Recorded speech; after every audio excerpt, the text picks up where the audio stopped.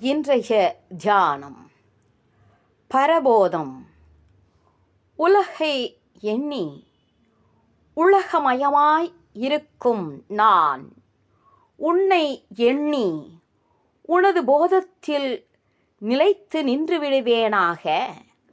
மாறுபடும் இரண்டு எண்ணங்கள் மனதில் ஏக காலத்தில் வருவதில்லை. ஓர் எண்ணத்தில் அது ஊறியிருக்கும்போது ஏனைய எண்ணங்கள் அடிபட்டு போய்விடுகின்றன.